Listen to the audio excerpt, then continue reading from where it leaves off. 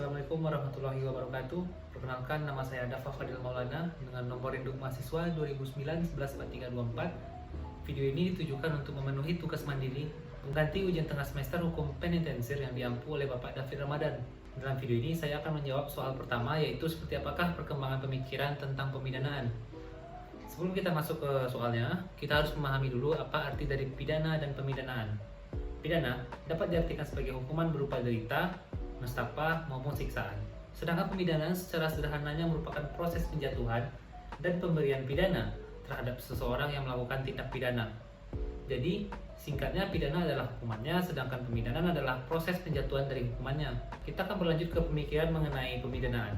Pada awalnya, pemidanaan didasarkan pada pemikiran bahwa pidana tidak bertujuan untuk hal yang praktis seperti memperbaiki penjahat, tetapi merupakan tuntutan mutlak, bukan hanya sesuatu yang perlu dijatuhkan, tetapi menjadi sesuatu yang keharusan. Dengan kata lain, hakikat pidana adalah pembalasan. Pemikiran ini dikenal dengan aliran pemikiran absolut. Kemudian, pemikiran tentang pemidanaan mulai berkembang karena hanya dengan memberikan hukuman dengan dasar pembalasan saja tidak membuat kejahatan menjadi berkurang, sehingga dibutuhkan suatu bentuk penghukuman lain, yang mana pemidanaan bukan sebagai pembalasan atas kesalahan si pelaku saja, tetapi juga sekaligus sebagai sarana mencapai tujuan yang bermanfaat untuk melindungi masyarakat menuju kesejahteraan. Pemikiran ini dikenal dengan aliran pemikiran naratif.